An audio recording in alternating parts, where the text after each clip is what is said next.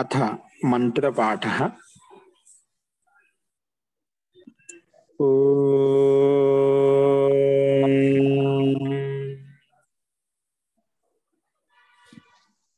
सहनाववतु सहनौ भुनक्तु सह वीर्यं करवावहै तेजस्विनावधीतमस्तु मा विद्विषावहै। ओम शांति शांति शांति।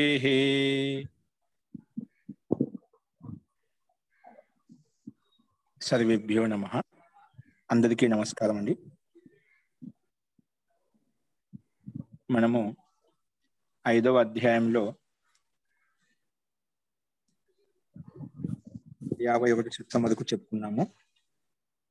ఈరోజు 45వ సూత్రం నుంచి 45వ సూత్రం నుంచి 51వ సూత్రం వరకు ముందు చెప్పుకున్నాము। అవే సూత్రాలను వేరే విధంగా దీనికి అర్థం చెప్పబడింది, కొంచెం మార్చి చెప్పబడింది। బ్రహ్మము నుంచి దాన్ని భిన్నంగా దానికి గురించి వ్యాఖ్యానం చేయబడింది। అదేంటో మళ్ళీ చూద్దామండి। ముందు 45వ సూత్రం నుంచి 51వ సూత్రం వరకు చెప్పిన భాష్యాన్ని ఇంకో రకంగా చెప్పబడుతుంది, సూత్రాలకు వ్యాఖ్య, అది మనం చూద్దామండి। అస్తు, నిన్న చెప్పిన పాఠంలో ఎవరికైనా సందేహం చెప్పండి।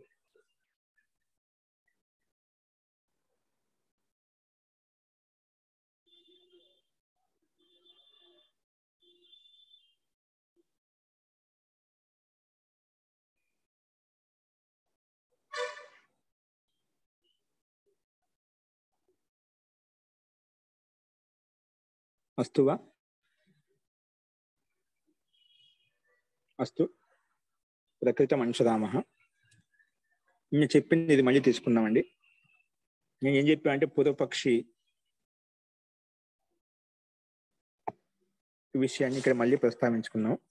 పూర్వపక్షి అంటే ప్రశ్నకర్త ఏం అడుగుతున్నా అంటే, నను కథం ఉచ్యతే వైదిక శబ్దానాం అర్థే స్వాభావికి శక్తి యావత। నువ్వు ఎలా చెప్పగలుగుతున్నావు వైదిక శబ్దాల యొక్క అర్థము, అంటే వైదిక శబ్దాల యొక్క అర్థం అయితే ఉందో దానికి స్వాభావిక శక్తి, వేదంలో ఉండే శబ్దాల యొక్క శక్తి, వాటి యొక్క శబ్దార్థ శక్తిని స్వాభావికమైంది ఎలా చెప్పగలుగుతున్నాం? ఎందుకంటే పొదుపక్షి ఏం చెప్తున్నా అంటే, నా నిత్యత్వం వేదానం, వేదాలు నిత్యమైటు కావు, నిత్యంగా శాశ్వతంగా ఉండవు। ఎందుకంటే కార్యత్వ శృతే, ఎందుకంటే కార్యత్వంలో ఉత్పన్నమయ్యాయి, అంటే కార్యరూపంలో ఉత్పన్నమయ్యాయి కాబట్టి సంసారంలో ఏదైతే వస్తువు ఉత్పన్నం అవుతుందో అది నష్టం అవుతుందో మనకు తెలుసు। అలాగే వేదాలు ఉత్పన్నమయ్యాయి అని మనకు శృతికి చెప్తుంది, వేదం చెప్తుంది। కాబట్టి వేదానం నిత్యత్వం, వేదాలు నిత్యంగా శాశ్వతంగా ఉండవు। ఎందుకంటే కార్యత్వ శృతే, శృతిలో వేదం ఏం చెప్పబడింది, ఇవన్నీ ఈ వేదాలు ఉత్పన్నం అవుతాయని చెప్పబడింది। కాబట్టి ఏవైతే ఉత్పన్నం అవుతాయి నష్టం అవుతాయి, కానీ నిత్యమేని కాదు అని పూర్వపక్షి ఈ రకంగా ప్రశ్నించాడు అనమాట। దానికి సమాధానం ఒకసారి భాషించుకోండి। ముందుగా ప్రశ్న, అదే ప్రశ్న ఇక్కడ భాష్య రూపంలో మనం చూద్దాం। వేదానం నిత్యత్వం నాస్తి, వేదాలకు నిత్యత్వం లేదు। ఎందుకంటే నహి వేదాహ నిత్యాహ సంతి, వేదాలు ఎప్పుడు నిత్యం కావు। ఎవరు చెప్పారంటే కార్యత్వ శృతి, శృతి చెప్పింది, అంటే వేదం చెప్పింది మనకు। ఏం చెప్పిందంటే తేషాం కార్యత్వ శృతి దర్శనాత్, అవి ఉత్పన్నమవుతాయని చెప్పి వేదంలో ప్రమాణంగా చూపించబడింది। ఎక్కడ చూపించబడింది అంటే దానికి ప్రమాణం చూపిస్తున్నాడు। తస్మాత్ యజ్ఞాత్ సర్వభూత, ఆ యజ్ఞం చేత సర్వభూత రిచ సామాని జజ్జిరే, రిచ ఋగ్వేదము, సామ అంటే సామవేదం, జజ్జిరే ఉత్పన్నమయ్యాయి, ఛందాంసి జజ్జిరే వేదాలు ఉత్పన్నమయ్యాయి, తస్మాత్ ఆ వేదాల చేతనే యజుహు తస్మాత్ అజాయత, యజుర్వేదం కూడా ఉత్పన్నమైంది, ఛందాంసి జజ్జిరే తస్మాత్ యజుస్ తస్మాత్ అజాయత, అజాయత ఉత్పన్నమయ్యాయి। ఇలా మనకు ప్రత్యక్షంగా ఉత్పన్నమయ్యాయని చెప్పి మనకు కనిపిస్తుంది, వేదాలు ఉత్పన్నమయ్యాయి కాబట్టి। అలాగే ఇంకో ఋగ్వేదం శతపథ బ్రాహ్మణంలో త్రయో వేదా అజాయంత, 3 వేద, త్రయో వేద అంటే ఋగ్వేదము, యజుర్వేదము, సామవేదం, 4 వేదాలు అయితే మనకు 4వ వేదంలో ఉండే మంత్రాలను కూడా దాదాపు ఋగ్వేదంలో, యజుర్వేదంలో, సామవేదం, ఈ 3 వేదాల అంతర్గతంలో ఉంటాయి కాబట్టి ముఖ్యంగా 3 వేదాలు తీసుకుంటారు అన్నమాట।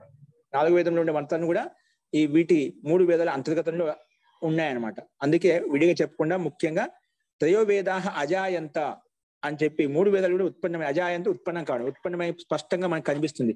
కానీ ఏదైతే ఉత్పన్నం అవుతే నష్టం అవుతుంది కాదు, వేదాలు నిత్యం కాదు అని చెప్పి పూర్వపక్షి ఈ రకంగా ప్రస్తావించాడు.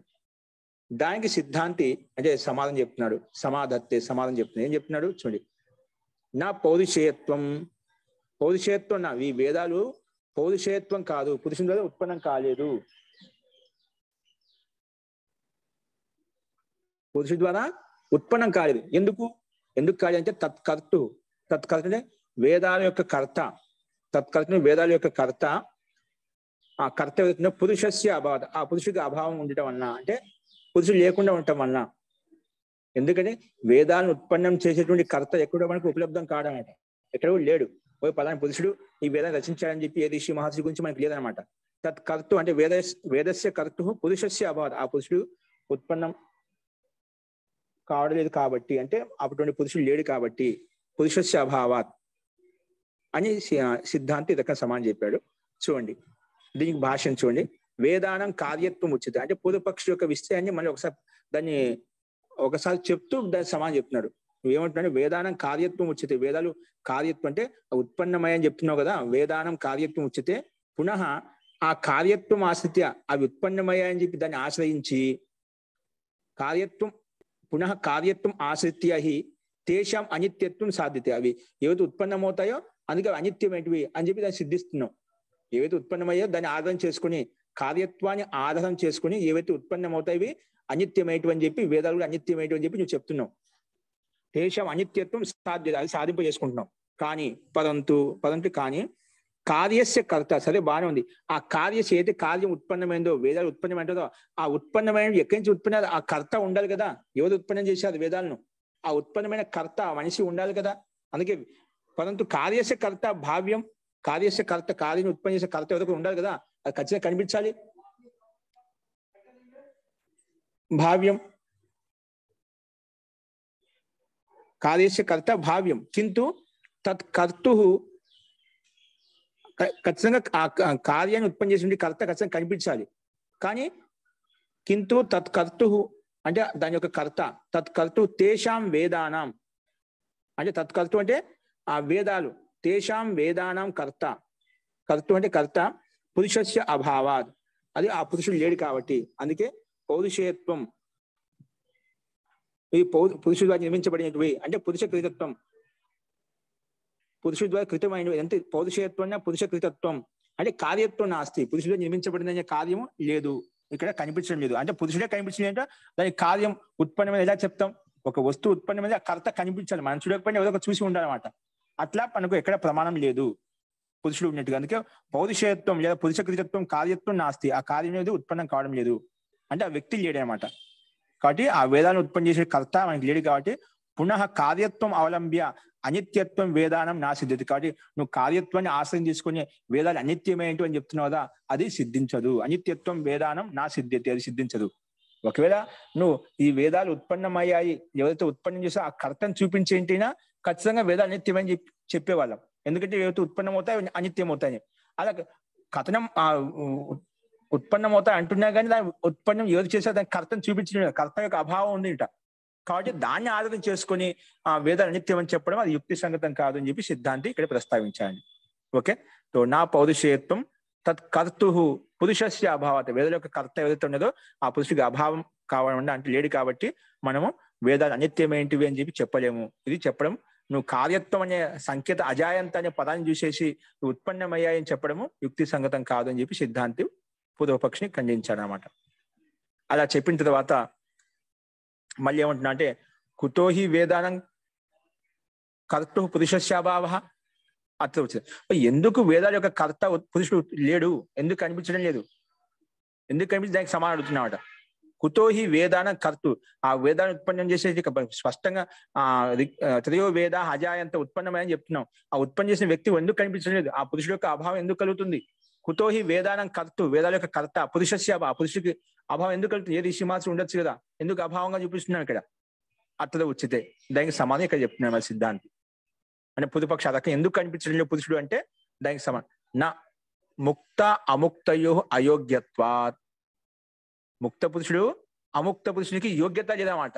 సరే మనం ముక్త పురుషుడు అంటే ఈ సంసార బంధనాన్ని త్యాగం చేసి ముక్తి అధికారి అంటే వివేకవంతుడు, జ్ఞానవంతుడు. అముక్త అంటే ఏమిటి? ఇంకా వివేకం పొందలేదు, అంటే సంసారంలో బంధించబడ్డాడు అటువంటి ముక్తుడు. సంసారంలో ఉండే వాళ్ళు కూడా చాలా ఉత్తమ పురుషులు ఉంటారు కదా, మంచి శ్రేష్ఠమైన పురుషులు, పుణ్యాత్మ ఉంటారంట, వాళ్ళని తీసుకుందాం మనం. అట్లా ముక్త అముక్తయో అయోగ్యత్వ, సరే ముక్త పురుషుడైనా, ఈ సంసారంలో శ్రేష్ఠ పురుషుడైనా, అంటే ఇంకా ముక్త పురుషుడైనా ఎవరైనా కూడా ఆ యోగ్యత అనేది, వేదాలను ఉత్పన్నం చేసేటువంటి యోగ్యత అనేది పురుషునిలో సంభవం కాదు, జీవాత్మలో సంభవం కాదు. అందుకే నా ముక్త అముక్తయో అయోగ్యత్వ. చూడండి భాష్యము, వేదానం కర్త ముక్త అముక్తయో కశ్చనాపి నా భవితుం అర్హతి. వేదాల యొక్క కర్త అంటే ముక్త పురుషుడు, అముక్త పురుషుడు, కశ్చనాపి ఎవరో ఒకరు కూడా, అంటే సంసార బద్ధంలో ఈ సంసారంలో ఉండే ఉత్తమ జీవాత్మ కావచ్చు, లేదంటే అన్ని త్యాగం చేసి ముక్తి వెళ్ళిపోయిన జీవాత్మ కావచ్చు, ఏదైనా కానీ కశ్చనాపి నా భవితుం అర్హతి, ఎవరు కూడా ఉత్పన్నం చేయలేదు. ఎందుకు? అయోగ్యత్వా తయో యోగ్యత్వ అభాత్. వాళ్ళు ఎప్పటికీ అయోగ్యత, వేదాన్ని ఉత్పన్నం చేసే యోగ్యత పరమాత్మలో ఉంది, కానీ ఆ జీవాత్మ ఎంత శ్రేష్టాత్మ, ఎంత వివేకాన్ని పొందినా కూడా వేదాన్ని తయారు చేయాలంటే అది జీవాత్మ, ముక్తాత్మ కానీ బద్ధాత్మ కానీ ఎప్పుడు సంభవం కాదు. ఎందుకంటే తయో అయోగ్యత్వ, యోగ్యత లేదు. ఏంటి మన ముక్తుడు అంటున్నారు, ముక్తికి ఐశ్వర్యం ఏంటి? ముక్తి యొక్క ఐశ్వర్యం ఏంటి? ఇక్కడ ముక్తస్య ఐశ్వర్యం జగత్ వ్యాపార వర్జం భవతి. ముక్తుని యొక్క ఐశ్వర్యం ఏంటంటే వివేకం ఖ్యాతి కలిగినప్పుడు జగత్తు యొక్క వ్యాపారం, జగత్తులోని చేసే వ్యాపారాలు ఏమిటినాయో, మన జగత్తులో ఈ సంసారంలో ఏవైతే కర్మలు చేస్తున్నావో ఆ కర్మల్ని త్యాగం చేసి, కర్మ నిరపేక్ష భావంతో నిష్కామ కర్మలు చేసి మొత్తం కర్మలు త్యాగం చేసేసి ఆ ముక్తికి వెళ్ళిపోయాడు, పరమాత్మ యొక్క ఆనందంలోకి వెళ్ళిపోయాడు, బ్రహ్మలోకంలోకి వెళ్ళిపోయాడు. అందుకే ముక్తస్య ఐశ్వర్యం ఏంటంటే జగత్ వ్యాపార వర్జం. జగత్తు యొక్క వ్యాపారాలు ఏవైతున్నాయో అవన్నీ మొత్తం వదిలేశాడు, జగత్తు యొక్క క్రియాకలాపాలన్నీ త్యాగం చేసి వెళ్ళిపోయాడు. ఈ జగత్తులో జగత్తులో జన్మ తీసుకునే ఏదో ఒక వ్యాపారం చేయాల్సి ఉంటుంది, ఏదో కర్మ చేయాల్సి ఉంటుంది, నాకు ఈ కర్మలే అవసరం లేదు అని మొత్తం త్యాగం చేసి వెళ్ళిపోయాడు. అది ముక్తి యొక్క అవసరం అనమాట. నాకు ఎటువంటి కర్మలు వద్దు, పుణ్యకర్మలు వద్దు, పాప కర్మలు వద్దు, మిశ్రిత కర్మలు వద్దు, ఏవి కర్మలు వద్దు, ఏ పుణ్య ఫలం కూడా వద్దు నాకు. అందుకే జగత్ వ్యాపార వర్జం అంటే దాన్ని శృతి రూపం చెప్పాడు. జగత్ వ్యాపార వర్జం ప్రకరణాత్ ఆ సన్నిహితత్వాచ్చ తథా ప్రయోజన అభావాచ్చ. ఇంకా ప్రయోజన అభావం కూడా. ఎందుకంటే ముక్త పురుషుడు సంసారాన్ని త్యాగం చేసి వదిలిపెట్టిపోతాడు, ఆయనకి ఎటువంటి ప్రయోజనం ఉండదు. అందుకే ప్రయోజన అభావాచ్చ. మళ్ళీ ఈ సంసారంలో ఉంటే ఏదో చేయాలని చెప్పి ఆయనకి ఎటువంటి ప్రయోజనం కూడా, కోరిక కూడా ఉండదన్నమాట, సంసారం పట్ల ఆకాంక్ష ఉండదన్నమాట. కాబట్టి ఆ ముక్త పురుషుని యొక్క ఐశ్వర్యం అంటే జగత్తులో ఉండే క్రియాకరం వదిలేసి వెళ్ళిపోవడమే, క్రియాకరం వదిలేయడమే అతని యొక్క ముక్తి యొక్క ఐశ్వర్యము. కాబట్టి అతనికి అలాంటి యోగ్యత అనేది ఉండేది. ముక్తిని యొక్క ఆనందాన్ని, పరమాత్మ యొక్క ఆనందాన్ని పొందవచ్చు, కానీ జగత్ రచించే శక్తి అనేది ముక్తాత్మలో ఉండదు. ఇంకోటి ఏంటంటే దాని ప్రయోజన అభావచ్చ. ఆ ముక్తాత్మక అవసరం లేదు జగత్ రచించాలని, వాడ ఆనందం కోసం అతను ప్రయత్నం చేసి ముక్తి యొక్క సుఖాన్ని పొందాలి చూసినా, కానీ ఈ జగత్ యొక్క రచన గురించి దాని గురించి ఆలోచన అనేది ఆ జీవాత్మకు ఉండదు అనమాట. ఎందుకంటే అందుకంటే ప్రయోజనం ఉంటేనే ఆలోచించేవాడు, ప్రయోజనం లేదన్నమాట. ఎవరి యొక్క దాయత్వం ఆ దాయత్వం అది చూసుకోగలుగుతాడు, ఆ దాయత్వం కానీ ఎందుకు అనవసరంగా ఆలోచిస్తాడు. కాబట్టి ప్రయోజన అభావచ్చ అని చెప్పి ముక్తి యొక్క ఐశ్వర్యం ఏంటంటే ఆయన జగత్తులో ఉండే క్రియాకరం వదిలేసి త్యాగం చేయడమే అతని యొక్క ముక్తి యొక్క ఐశ్వర్యం.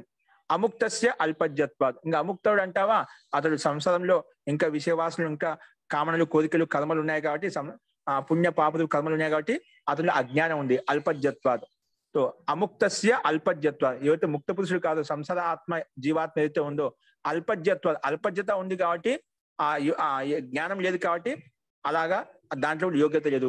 ముక్త పురుషుడికి అంటావా అంత ఇంత వివేకం ఉందనుకుంటే అతనికి కూడా ప్రయోజనం అంటూ ఏం లేదు. ఆయన జగత్ యొక్క క్రియాకలాపాన్ని మొత్తం త్యాగం చేసి వెళ్ళిపోయాడు నాకు వద్దని చెప్పి.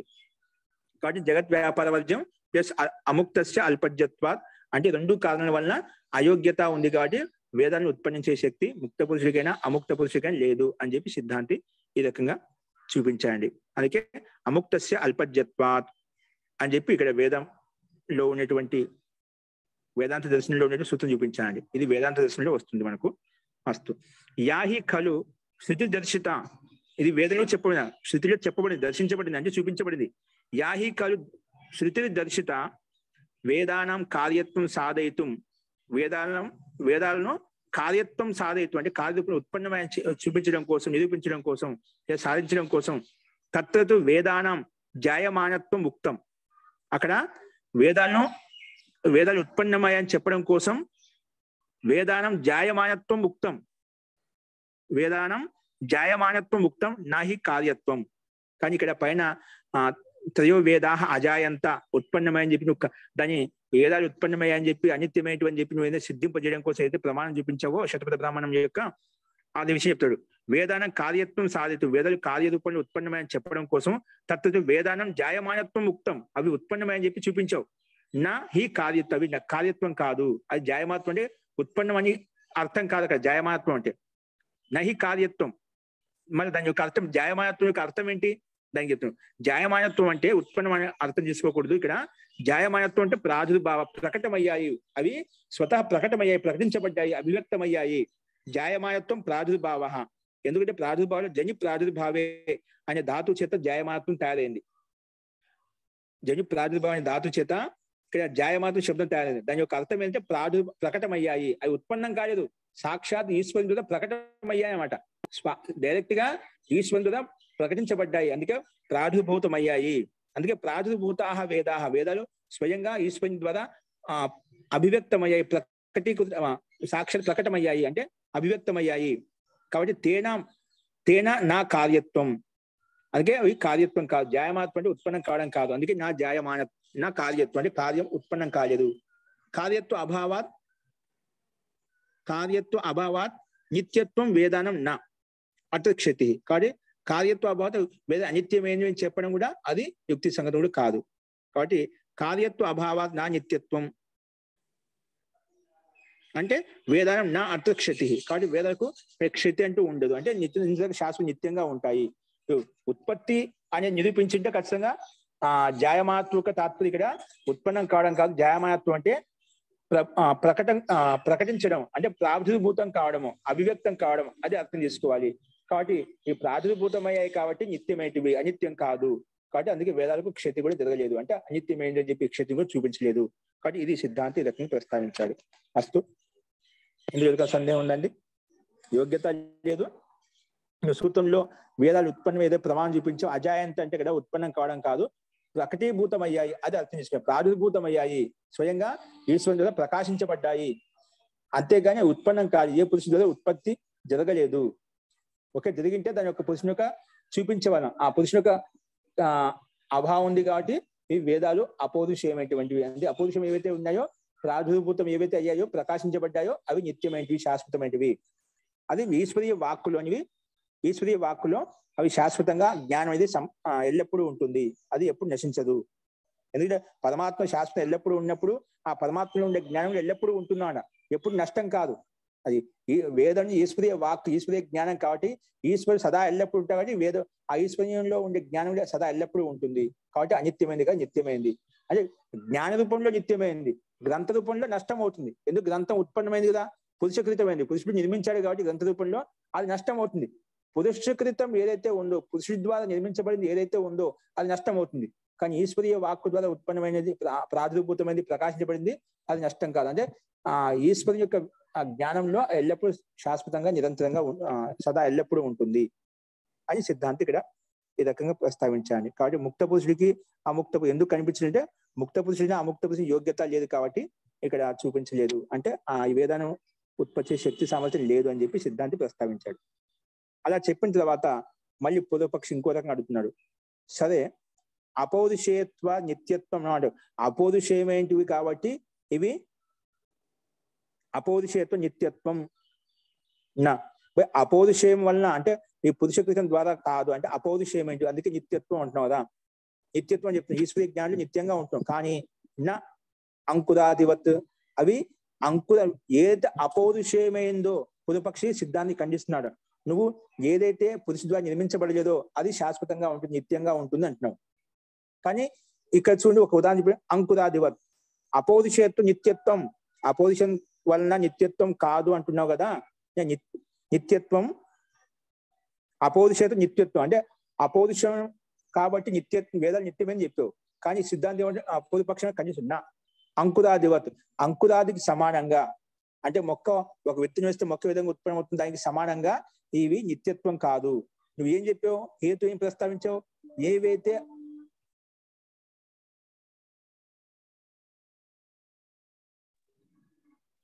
ఏవైతే అపౌరుషేయమైందో, పురుషుడు నిర్మించబడలేదో అవేవి నిత్యం అవుతాయి. ఏ వస్తు పదార్థాలు పురుషుడి ద్వారా నిర్మించబడలేదో వ్యాప్తి ఏమొస్తుంది, అవి నిత్యంగా ఉంటాయని చెప్పి మనం చెప్పుకున్నాం. ఎందుకు అయోగ్యత్వాలు, యోగ్యత లేదు కాబట్టి అపౌరుషేయం అంటే ఈశ్వరుని ద్వారా ప్రదత్తమైనవి, అవి నిత్యంగా ఉంటాయని చెప్పాం. కానీ ఇక్కడ నువ్వు ఏవైతే అపౌరుషేయమైన అవి నిత్యంగా ఉంటున్నావు కదా, ఇక్కడ లోకంలో విరుద్ధంగా ఉంది, అంకురాదికి సమానంగా. అందుకే అపౌరుషేయత్వాత్ నిత్యత్వం నా, ఎందుకంటే అంకురాదికి సమానంగా. అంకురాది సమానంగా అంటే చెట్లు, మనం ఒక విత్తనం వేసాం, ఆ విత్తనం వేసినప్పుడు మొక్క ఉత్పన్నమైందండి. ఆ మొక్క ఎలా విత్తనం మాత్రం వేసాం భూమిలో, అది ఎలా ఉత్పన్నమైంది మనం చేసామా? పురుషుడు దాన్ని నిర్మించడా, దాన్ని అభివ్యక్తం చేసడా? అంటే ఉత్పత్తి తయారు చేయలేదు కదా. ఏదైనా ఒక వస్తువు పదార్థం ఏ విధంగా తయారు చేస్తామో ఒక్కొక్క అవయవాన్ని తీసుకొని, అలాగా ఒక విత్తనం భూమిలో మాత్రం వేసాం, అంతేగాని అది ఎలా తయారైంది, మొక్క ఏ విధంగా వచ్చింది, ఆకులు ఎలా వచ్చాయి, పుష్పాలు ఎలా వచ్చాయి, అది మనం తయారు చేయగలిమా అంటే అపౌరుషేయము. మొక్కలో వచ్చినటువంటి ఒక విత్తనం మొక్క రావడము, ఆ మొక్క నుంచి ఆకులు రావడము, పుష్పాలు రావడము, ఆకులు రావడం, ఇవన్నీ ఏవైతే ఉన్నాయో అవి పురుషుడు ద్వారా నిర్మించబడేది. ఇది అపౌరుషేయం కదా. అపౌరుషేయం అయినప్పుడు నీ చెప్పిన ప్రకారంగా ఏదైతే అపౌరుషేయమైందో అది నిత్యంగా ఉండాలి అంటున్నావు. ఏదైతే అపౌరుషేయమో అది నిత్యంగా ఉంటుంది. ఇది కూడా అపౌరుషేయమే కదా. ఆ మొక్క ఉత్పన్నమైంది, దానికి ఆకులు వచ్చాయి, పుష్పాలు వచ్చాయి, పండ్లు వచ్చాయి, ఇవన్నీ పురుషుడు ద్వారా నిర్మించబడలేదు, స్వతహా వచ్చాయన్నమాట. ఇవి స్వతహా వచ్చిన అపౌరుషేయం, పురుషుడు ద్వారా నిర్మించబడలేదు. కానీ ఈ మొక్క మన సంసారం నష్టమవుతూ చూస్తున్నాం కదా. మొక్క అపౌరుషం ద్వారా ఉత్పన్నమైంది, అపౌరుషమైనది నిత్యంగా ఉండాలి కదా. కానీ ఈ మొక్క మనకు శాశ్వతంగా ఉండటం లేదే. ఆకులు రాలిపోతున్నాయి, పుష్పాలు రాలిపోతున్నాయి, ఆ చెట్టే రాలిపోతుంది, అంటే మొత్తం నష్టం అయిపోతుంది అక్కడ. కానీ ప్రత్యక్షంగా నువ్వు చెప్పిన హేతు అపౌరుషేయత్వాద, ఈ పురుషుని ద్వారా నిర్మించబడలేదు, ఏదైతే నిర్మించబడలేదో అది నిత్యంగా ఉంటుందని చెప్పావు. కానీ ఇక్కడ విరుద్ధంగా కనిపిస్తుంది. లోకంలో ఉండే మొక్క కూడా వాటి యొక్క ఉత్పత్తి, వాటి యొక్క పుష్పాలు, ఆకులు ఏ విధంగా ఉత్పన్నం అవుతాయి, అవి పురుషులు ఉత్పన్నం కాలేదు, కానీ అది నష్టం అవుతుంది. అలాగే వేదాలు కూడా అపౌరుషేయంత మాత్రమే నిత్యంగా ఉండాలని లేదు, ఇవి కూడా అనిత్యమేంటి, వేదాలు నష్టం అవుతాయి అని చెప్పి పూర్వపక్షి ప్రస్తావించాడు. కరెక్ట్ అడిగాడండి. నువ్వేమన్నావు సిద్ధాంతి? ఏవైతే ఉత్పన్నం కావో అవి నిత్యమేంటి, ఇది కూడా పురుషుడు ఉత్పన్నం కాలేదు, అందుకే నిత్యంగా ఉండాలి కదా. కానీ అలా కనిపించడం లేదు మనకు ఈ మొక్క విషయంలో. అవి నష్టం అవుతున్నాయి, ఆకులు రాలిపోతున్నాయి, పుష్పాలు రాలిపోతున్నాయి, చెట్టే నష్టం అయిపోతుంది. కాబట్టి దీనికి సమానంగానే ఆ వేదాలకు నిత్యమేంటి కాదు అని చెప్పి పూర్వపక్షి సిద్ధాంతికి ప్రశ్నించాడు అనమాట. ఓకే, చూడండి భాషను చూడండి. అపౌరుషేయత్వ నిత్యత్వం అని ఏది చెప్పావు నా, అది కాదు యుక్తి సంగతి. ఎందుకు? అంకురాదికి సమానంగా. చూడండి, వేదానం అపౌరుషేయత్వం భవతు, వేదాలు అపౌరుషేయం ఏంటివి, బాగానే ఉంది, దాన్ని స్వీకరించాం. వేదాలు ఏ పురుషుడి ద్వారా నిర్మించబడలేదు, ఎందుకంటే అయోగ్యత అని చెప్పావు. ఆ ముక్త పురుషుడికి యోగ్యత లేదు, అముక్త పురుషుడికి యోగ్యత ఎట్లా లేదు. కాబట్టి వేదాన అపౌరుషేయత్వం భవతు, అది బాగానే ఉంది. ఎందుకంటే జాయమానత్వంతో తత్వ శృతౌ ప్రతిపాదితే, ఈ ఉత్పన్నమయ్యాయి అని చెప్పి శృతిలో అంటే వేదంలో ప్రతిపాదించబడ్డాయి తేన.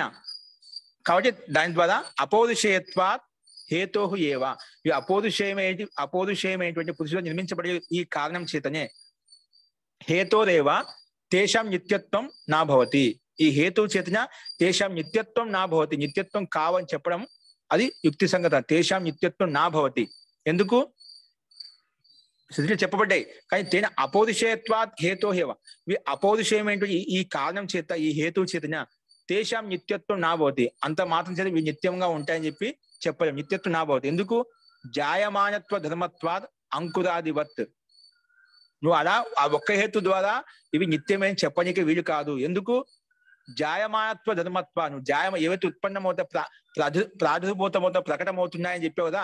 కొంచెం లోకంలో మొక్క కూడా ప్రాదుర్భూతం అవుతుంది, విత్తనం వేసాం, అది ప్రాదుర్భూతమైంది, ఉత్పన్నమైంది. ఉత్పన్న తర్వాత ఆకులు, పుష్పాలు, పండ్లు వచ్చాయి, అవన్నీ ఏ పురుషుడి ద్వారా నిర్మించబడలేదు, ఇవి ప్రాదుర్భూతం. ఏమన్నావు? జని ప్రాదుర్భూతమయ్యాయి అని చెప్పావు. ఈ వేదాలు కూడా ప్రాదుర్భూతమై, ఉత్పన్నం కాలేదు, ప్రాదుర్భూతమయ్యా అంటున్నావు కదా. అలాగే చూడండి, లోకంలో ఈ మొక్క కూడా ప్రాదుర్భూతమైంది, అభివ్యక్తమైంది, స్వయం ఏ పురుషుడు ద్వారా నిర్మించలేదు, స్వయం అది ప్రకటీభూతం అయిపోయింది అన్నమాట. కాబట్టి జాయమా ధర్మత్వాత్ అంకురాదివత్, అంకురాదికి సమానంగా నువ్వు చెప్పిన జాయమానత్వ హేతు ఇక్కడ కూడా వర్తిస్తుంది. నువ్వు జాయమానత్వ ప్రాదుర్భూతమయ్యాయి కాబట్టి ఈ నిత్యమైనది చెప్పా, ఇది కూడా మొక్క ప్రాదుర్భూతమైనదిగా నిత్యంగా ఉండాలి కదా. కానీ అలా మనకు లోకంలో ప్రత్యక్షంగా అలా కనిపించింది, లోక విరుద్ధంగా ఉంది. కాబట్టి ఏది లోక విరుద్ధం అది శాస్త్ర విరుద్ధం కూడా అవుతున్నాడు. కాబట్టి అంకురాదివత్ ఎలాగంటే, అంకుర అంటే మొక్క, శాఖ, పత్ర, పుష్ప, ఫల అని ఆ మొక్కలో విత్తనం వేసిన ఏదైతే మొక్క వచ్చిందో ఆ అంకురం అంటే మొక్క, శాఖ అంటే శాఖలు వచ్చాయి, పత్రాలు వచ్చాయి అంటే ఆకులు వచ్చాయి, పుష్ప ఫల అని పుష్పాలు వచ్చాయి, పండ్లు వచ్చాయి. సో యథ అంకుర శాఖ పత్ర పుష్ప ఫలాని సంతి అపౌరుషేయాన్ని, ఇవన్నీ కూడా అపౌరుషేయమండి. దాంట్లో పత్రపుల ఆకులు, కొమ్మలు, శాఖలు, పుష్పాలు, ఫలాలు ఏవైతే వచ్చాయో ఇవన్నీ సంతి అపౌరుషేయం, ఇవన్నీ పురుషుడు నిర్మించబడే, పురుషుడు తయారు చేయలేదు ఇవన్నీ కూడా. పరంతు జాయమానత్వాత్ నా నిత్యాన్ని, కానీ జాయమానమయ్యాయి అంటే ఉత్పన్నమయ్యాయి, కానీ నా నిత్యాన్ని, ఉత్పన్నమయ్యాయి కానీ అవి నిత్యంగా ఉండవు. కొంతకాలం తర్వాత అవన్నీ ఏవైతే ఉత్పన్నమయ్యాయో, ప్రాదుర్భూతమయ్యాయో, ఆకులు, పుష్పాలు అవన్నీ కూడా రాలిపోతాయి, నష్టమైపోతాయి, దిన్యశూన్యం అయిపోతాయి. తథైవ అలాగే వేదాహ అపి, వేదాలు కూడా జాయమానత్వాత్, నువ్వు జాయమానత్వం ప్రాదుర్భూతమయ్యాయి కదా, అవి ఏవైతే జాయమానమయ్యాయో, ఉత్పన్నమయ్యాయో, ప్రాదుర్భూతమయ్యా, అవి కూడా అనిత్యాహ, అవి కూడా అనిత్యమవుతాయి మొక్కకు సమానంగా. ఈ విధంగా పుష్పాల ఆకులు ఏ విధంగా నష్టమవుతున్నాయో అలాగే వేదాలు కూడా ప్రాదుర్భూతమైనప్పుడు కూడా అవి నష్టమవుతాయి. అన్యత తాన్యపి నిత్యాన్ని స్యుహు, లేదంటే నువ్వు చెప్పిన విధంగా అవి నిత్యంగా ఉండేటివి, కానీ మనకు లోకంలో మొక్క ఈ విధంగా అపౌరుషమైనప్పుడు కదా ఏ విధంగా నష్టమవుతుందో అలాగే ఇది కూడా అపౌరుషమైందే, కాబట్టి వేదాలు కూడా నష్టమవుతాయి అని చెప్పి పూర్వపక్షి ఇక్కడ ప్రస్తావించాడు. ఇది 48వ సూత్రం యొక్క అభిప్రాయం. నెక్స్ట్ చూడండి, నెక్స్ట్ వచ్చేసి ఇదే విషయాన్ని దానికి సమాన సిద్ధాంతి చెప్తున్నాడు. ఏం చెప్తున్నారు?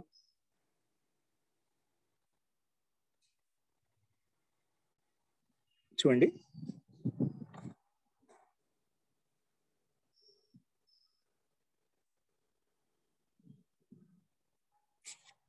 దృష్టాంత సిద్ధియ సమాధత్తే, దానికి 49వ సూత్రంలో దృష్టాంతపూర్వకంగా దానికి సమానం చెప్తున్నారు. దృష్టాంత సిద్ధియ సమాధత్తే, సమాధానం ఏం సమాధానం అంటే చూడండి, సిద్ధాంతి ఇక్కడ సమాధానం చెప్తున్నాడు. తేషామపి తద్యోగే దృష్ట బాధాది ప్రసక్తి, తేషామపి అంటే నువ్వు అంకురాది అంటే మొక్కలు, పుష్పాలు, ఆకులు ఏ విధంగా వచ్చాయో అవి కూడా తేషాం తద్యోగే అంటే అపౌరుష యోగ, పురుషుని యొక్క యోగం లేదు, తద్యోగే అపి, ఒక యోగం ఉందనుకోండి, పురుషుని యోగం ఉన్నప్పుడు దృష్ట బాధాది ప్రసక్తి, అది ప్రత్యక్షానికి విరుద్ధ, ప్రత్యక్షం బాధ కలుగుతుంది, ప్రత్యక్షానికి బాధ ప్రసక్తి వస్తుంది. తేషాం తద్యోగే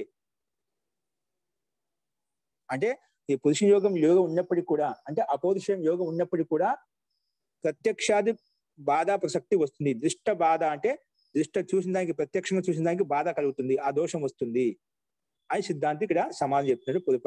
పొదుపక్షి ఆక్షేపించాడండి. ఏ విధంగా మొక్కలు అపౌరుషేమేంటి, పుష్పాలు, ఆకులు, పండ్లు ఏవైతే వచ్చాయో అవి పురుషుడి ద్వారా నిర్మించబడలేదు, అవి ప్రాదుర్భూతమయ్యాయి, అలాగే ప్రాదుర్భూతమై నష్టం అవుతాయి, అలాగే వేదాలు కూడా ప్రాదుర్భూతమయ్యాయని చెప్పావు కదా, అవి నష్టం అవుతాయి, అందుకే అనిత్యం ఏంటి, వేదాలు నిత్యంగా ఉండవు అని చెప్పి పక్షి ప్రస్తావించాడు. దానికి సమాధానం సిద్ధాంతి చెప్తున్నాడు. తేషాం తద్యోగే దృష్ట బాధాది ప్రసక్తి, చూడండి, తేషాం తద్యోగే అపి, భాషను చూడండి, అంకురాదీనాం అపౌరుషేయత్వ యోగే అపి, ఈ మొక్కలు అపౌరుషేయం ద్వారా ఉత్పన్నమైనప్పటికీ కూడా, ప్రాదుర్భూతమైనప్పటికీ కూడా, అంకురాదీనాం అంటే మొక్కలు ఏవైతే ఉన్నాయో అపౌరుషేయత్వ యోగి అపి, ఇవి పురుషులు నిర్మించబడలేదు, అలా యోగం ఉన్నప్పటికీ కూడా నా నిత్యత్వం, అవి నిత్యత్వం కాదు, అంటే నష్టం అవుతాయి. అవి అపౌరుషేయం ఏంటివే, పురుషుడు ఏ పురుషుడు నిర్మించలేదు ఆ పుష్పాలు, ఆకులు, పత్రాలు ఇవన్నీ, కానీ నా నిత్యత్వం, నిత్యత్వం ఎక్కడ చూసింది? నా నిత్యత్వం అంటే నా నిత్యత్వం పూర్వసూత్రతో అనువర్తితే, ఈ నిత్యత్వం అనేది పైన ముందు చెప్పినదా, అక్కడి నుంచి అనువర్తి తీసుకున్నాం ఇక్కడ. నా నిత్యత్వం అనేది తో నా నిత్యత్వం పూర్వసూత్రతో అనువర్తితే, పూర్వసూత్ర నుంచి అనువృత్తిగా వస్తుంది, ఆ పదాన్ని ఇక్కడ తీసుకున్నాం. అస్తు, ఎందుకంటే కుతో అంకురాధీనం నా నిత్యత్వం, ఇవి మొక్కలు ఎందుకు, ఏవైతే మొక్కలు ఉత్పన్నమయ్యో నా నిత్యం ఎందుకు నిత్యంగా లేవు. కుతోహ అంకురాధీనం అంటే మొక్కలు ఏవైతే ఉత్పన్నమయ్యో, ఆకులు, పుష్పాలు, పత్రాలు ఏవైతే ఉత్పన్నమయ్యాయో నా నిత్యత్వం ఉచ్యతే, ఎందుకు నిత్యత్వం, నా నిత్యత్వం వచ్చిందంటే ఎందుకు అనిత్యత్వం చెప్తున్నారు, ఇవి ఎందుకు అనిత్యం ఏంటివి, అపౌరుషేమైంది కదా. కుతోహ అంకురాధీనం నా నిత్యత్వం, నిత్యత్వం ఎందుకు కావు, నా నిత్యత్వం ఉచ్యతే, ఎందుకు అనిత్యం, నా నిత్యత్వం అంటే నిత్యం కావంటే అనిత్యం ఏంటివి, అనిత్యత్వం ఎందుకు చెప్తున్నారు అంటే దృష్ట బాధాది ప్రసక్తి, ఎందుకంటే అనిత్యమైన వాస్తవంగా మనం చూస్తున్నాం, ఎందుకంటే అంకుర శాఖ పత్ర పుష్ప ఫలాన్ని క్రమశో నష్టాన్ని దృశ్యంతే, ఎందుకు ప్రత్యక్షంగా దృష్ట బాధాది ప్రసక్తి, ప్రత్యక్షానికి బాధ కలుగుతున్నామట. మనము ఆ మొక్క చూస్తున్నాం, విత్తనం వేసిన మొక్క వచ్చింది, మొక్కకు శాఖలు వచ్చాయి, కొమ్మలు వచ్చాయి, ఆకులు వచ్చాయి, ఇవన్నీ వచ్చాయి కదా.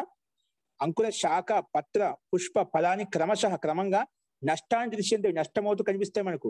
ఇది దృష్టస్య బాధన ప్రసిద్ధ్యతే, ప్రత్యక్షంగా చూస్తున్నట్టు అవి ఆమెకు ఆ బాధ ప్రసక్తి కలుగుతుంది.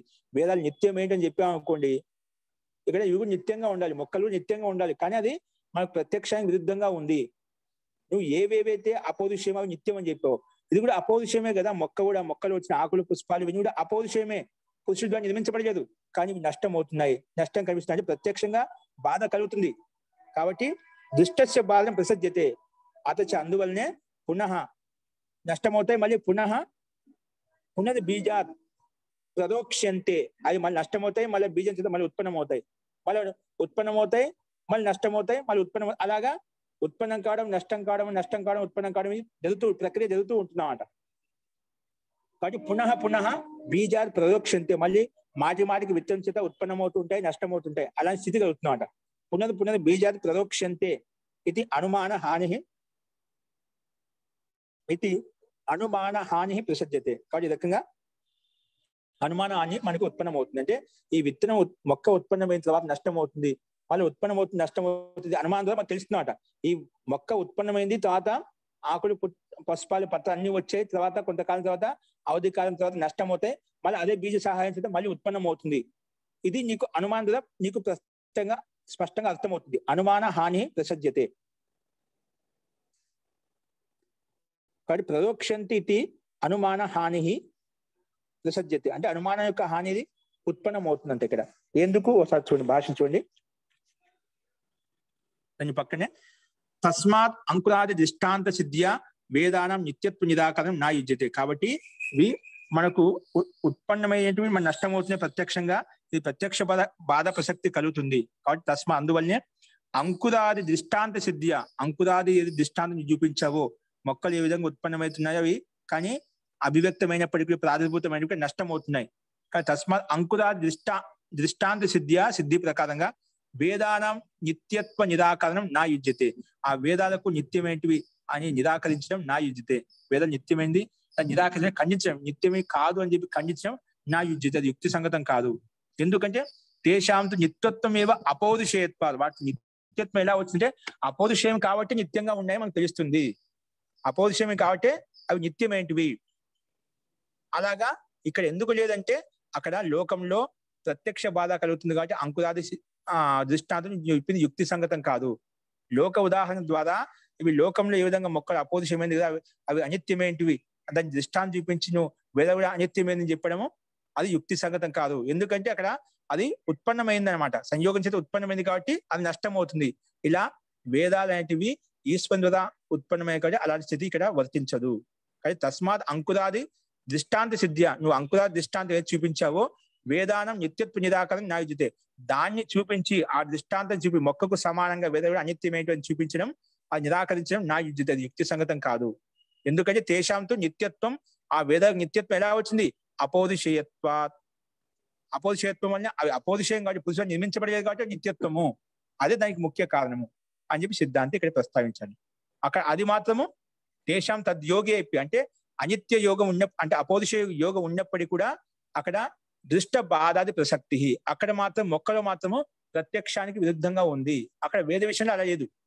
వేదంలో ఈశ్వర జ్ఞానం ఎల్లప్పుడు ఈ సృష్టిలైనా వచ్చే సృష్టిలైనా గత సృష్టిలో జరిగిపోయే సృష్టి కూడా వేదం అనేది ఎల్లప్పుడు ఇదే ఉంటుంది. యథాపూర్వం అకల్పయత్ని ఒక వేదమంతా వస్తుందన్నమాట. సో పూర్వంలో సృష్టిల్లో రాబోయే సృష్టిలో కూడా ఈ వేద రూప జ్ఞానం, పరమాత్మ యొక్క జ్ఞానం ఎల్లప్పుడు శాశ్వతంగా అదే ఉంటుంది. ఈ సృష్టిలో అయినా రాబోయే సృష్టిల్లో అయినా జ్ఞానం అనేది ఒకే విధంగా ఉంటుంది, దాంట్లో ఎటువంటి మార్పులు రావు. అదే జ్ఞానం పరమాత్మ ప్రతి సృష్టి కాలంలో ఇస్తూ ఉంటారు అనమాట. అంటే ఈశ్వరీయ జ్ఞానం నిత్యమైనది, శాశ్వతమైనది, ఒకే విధంగా ఉంటుంది, దాంట్లో ఎటువంటి మార్పులు రావు. కాబట్టి ఇక్కడను మొక్క యొక్క దృష్టాంత వేదాన్ని అనిత్యమని చెప్పడం అది యుక్తి సంగతం కాదు. ఎందుకంటే ఆ మొక్క విషయంలో దృష్ట బాధాది ప్రసక్తి, ఆ మొక్క విషయంలో అది అపౌరుషయం అయినప్పటికీ కూడా అక్కడ ప్రత్యక్షంగా అవి నష్టం అవుతున్నాయి, మనం చూస్తున్నాం, మొక్కలు ఆకులు రాలిపోతున్నవి, అవి కనిపిస్తున్నాయి. కాబట్టి ఆ దృష్టాంత సహాయం చేత నువ్వు వేదాలు అనిత్యమని చెప్పడము యుక్తి సంగతం కాదు. ఇవి అపౌరుషయం కాబట్టి నిత్యత్వం అని చెప్పి మనం వేదాలు చెప్పుకున్నాం, ప్రమాణంగా చూసాం.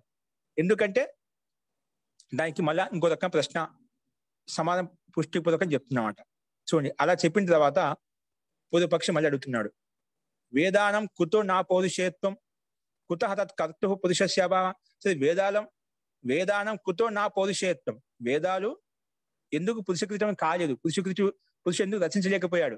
వేదానంతో వేదాలను నా పౌరుషేయత్వం, ఎందుకు పౌరుషేయమే కాదు అంటే పురుషు ద్వారా నిర్మించబడలేదు. కుతః తత్కర్తు పురుషస్య అభావం, ఎందుకు ఆ పురుషుని యొక్క అభావం కనిపిస్తుంది, ఆ వేదాన్ని నిర్మించేటువంటి పురుషుని యొక్క అభావం ఎందుకు కనిపిస్తుంది. కిం అదృష్టత్వా, ఎందుకు దాని కారణం, అదృష్టం అంటే కనిపించలేదు కాబట్టి. కిం అదృష్టత్వా అంటే అది కనిపించలేదు కాబట్టి అలా చెప్తున్నావా. యత్ తేషాం కర్త కేనాపి నా దృష్ట ఇది మత్వ, అంటే యత్ తేషాం కర్త అంటే ఆ వేదాల యొక్క కర్త, కేనాపి నా దృష్ట, ఆ వేదాలు రచించేటువంటి కర్తను ఎవరు కూడా చూడలేదు. ఇది కారణం, ఈ కారణం చేత అపౌరుషయం అంటున్నావా, అంటే ఆ కర్తను ఎవరు చూడలేదు అందుకే పురుషుని యొక్క అభావం చెప్తున్నావా. ఈ వేదాలను తయారు చేసిన కర్త ఎవరు కూడా చూడలేదు. కేనాపి నా దృష్ట ఇది మత్వ, ఈ కారణం చేత నువ్వు వేదాలు అనిత్యమైనటువంటి పురుషుని ద్వారా నిర్మించబడలేదు అని చెప్తున్నావా. ఏంటి కారణం, దానికి సమాధానం చెప్తున్నావు. అంటే ఏవైతే అనిత్యమైనవో అవి మనకు బుద్ధి ద్వారా తెలుస్తాయి, ఏవైతే అనిత్యం కావో అవి కూడా మనకు బుద్ధి ద్వారా సంకేతించబడుతున్నాడు. అంటే ఏ వస్తువు పురుషుడు నిర్మించబడిందో, ఏ వస్తువు పురుషుడు ద్వారా నిర్మించబడిందో అది మనకు స్పష్టంగా మన బుద్ధి నిశ్చయించుకుంటుంది. ఏవైతే పురుషుడు ద్వారా నిర్మించబడలేదో అది కూడా బుద్ధి నిశ్చయించుకుంటుంది. దానికి సమాధానం సిద్ధాంతి చెప్తున్నారు. చూడండి, పూర్వపక్షం ఎందుకంటే ఏమడిగాడు, వేదాలు ఎందుకు పురుషుడు నిర్మించబడలేదు, ఎందుకు వాటి యొక్క వాటి యొక్క కర్త పురుషుడు కనిపించడం లేదు అంటే మనకు కనిపించకపోవడమే కారణం వల్లనే ఈ కనిపించలేదు, చూడలేదు కాబట్టి నువ్వు ఇవి అనిత్యమైనవి నిత్యమైనవి చెప్తున్నావా. ఏంటి కారణం, కనిపించలేదు కాబట్టి, ఎవరు చూడలేదు కాబట్టి, పురుషుని యొక్క అభావం ఉంది కాబట్టి నిత్యంగా ఉంటుంది అని చెప్తున్నావా. ఏంటి కారణం అని కారణం అడిగినప్పుడు 50వ సూత్రంలో సిద్ధాంతి చెప్తున్నారు. చూడండి, యస్మిన్ అదృష్టే అపి కృత బుద్ధి ఉపజాయతే తత్ పౌరుషయం. ఇక్కడ అది కాదు ముఖ్య కారణము. మనకు పౌరుషం ఏదంటే యస్మిన్ అదృష్టేపి, మనకు కనిపించకపోయినప్పటికీ కూడా ఆ వస్తు పదార్థం మనం చూడకపోయినా, కనిపించమంటే కనిపించకపోవచ్చు, మనం చూడకపోవచ్చు అన్నమాట.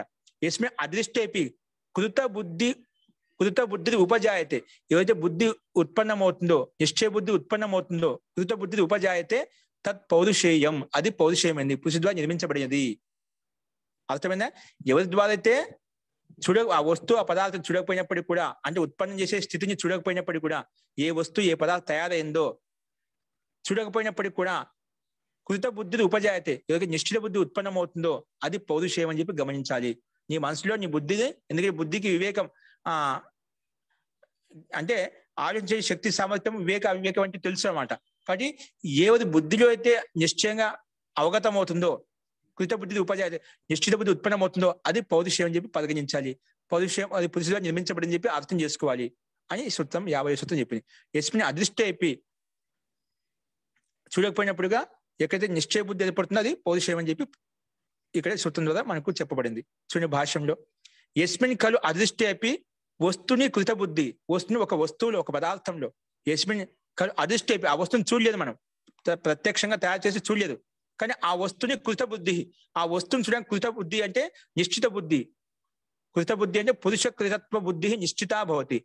పురుషుని ద్వారా పురుషకృతమైంది అంటే నిర్మించబడింది బుద్ధి నిశ్చితా భవతి, నిశ్చితంగా మనకు తెలుస్తుంది. ఆ వస్తువుని చూడగానే, ఆ పదార్థంగా చూడగానే ఇది పురుషుడి ద్వారా కృతమైంది, అది నిర్మించబడింది అని చెప్పి మనకు బుద్ధి నిశ్చితం అవుతుంది.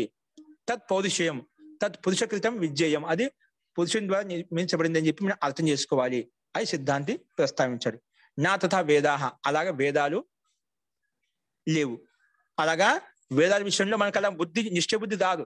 ఆ వేద జ్ఞానం చూడగానే ఏదో ఒక మానవుడు ఈ గ్రంథాన్ని ఈ వేదాన్ని ఈ జ్ఞాన్ని సృష్టించాలని చెప్పి వేద విషయంలో అటువంటి బుద్ధి ఉత్పన్నం కాదు. కృత బుద్ధి నిశ్చయ బుద్ధి వేద విషయంలో ఉత్పన్నం కాదు. అలాగే లోకంలో సూర్యుడు చంద్రుడు ఏవైతే ఉన్నాయో, గ్రహ నక్షత్రాలు ఏవి ఉన్నాయో, ఈ పురుషుడు నిర్మించాడు అనే ఆ విషయంలో మనకు ఎప్పుడూ బుద్ధి నిశ్చయం కాదనమాట. అంటే బుద్ధి స్వీకరించాలన్నమాట.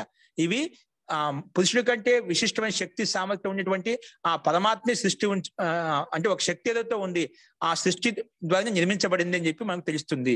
కాబట్టి ఇక్కడ దీన్ని బట్టి ఏమవుతుంది, తే నా తథా వేదాహ తేతు ప్రాదుర్భూతాః సంతః జ్ఞాన దృష్ట్యా నిత్యాః సంతి. అవి ప్రాదుర్భూతమైవి, అవి అంటే వేదాలు ప్రాదుర్భూతమై ఉత్పన్నమవుతూ జ్ఞాన దృష్ట్యా నిత్యాః సంతి, జ్ఞాన రూపంలో నిత్యంగా ఉంటాయి. అంటే పరమాత్మ యొక్క వాణిలో నిత్యంగా ఉంటాయి, అంటే స్థిరంగా ఉంటాయి.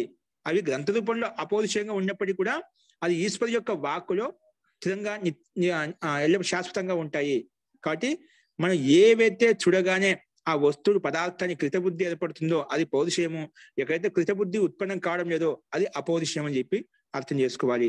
కాబట్టి అటువంటి ఎందుకంటే తేతు ప్రాదుర్భూతా సంతాయి, ప్రాదుర్భూతమై అంటే అభివ్యక్తమై జ్ఞాన దృష్ట్యా చూడండి, గ్రంథ దృష్టి లేదు, జ్ఞాన దృష్ట్యా నిత్యాహ సంతి, జ్ఞాన రూపంలో నిత్యంగా ఉంటాయి, శాశ్వతంగా ఉంటాయి. అట్లా పరమాత్మ యొక్క జ్ఞానం నిత్యంగా శాశ్వతంగా ఉంటాయి అని చెప్పి సిద్ధాంతి ఇక్కడ ప్రస్తావించారండి. అస్తు.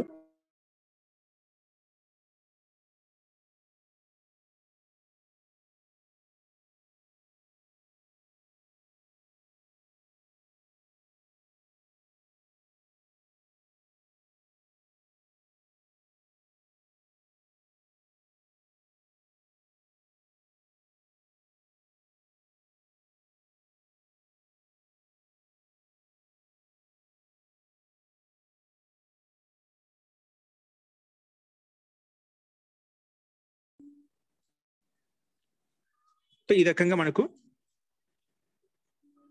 ఈ సూత్రం ద్వారా మనకు తెలియబడిందండి. ఓకేనా? సో తర్వాత తస్మాత్ అందువల్లనే దీనికి ఇంకా పుష్టి కోసం ఇంకో సూత్రం చెప్తున్నాడు.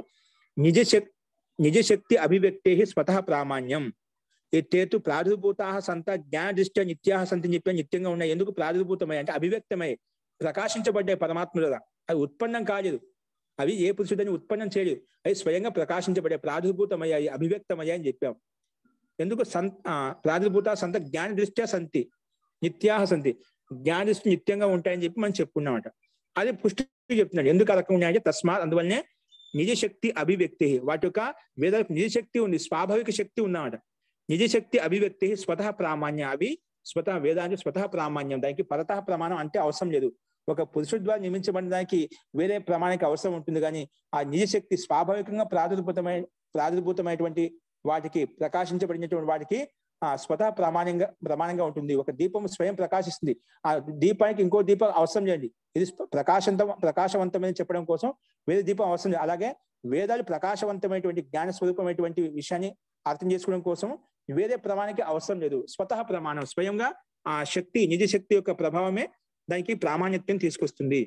అందుకే నిజశక్తి అభివ్యక్తి స్వతః ప్రామాణ్యం, వీటికి స్వయం ప్రామాణికత ఉంది.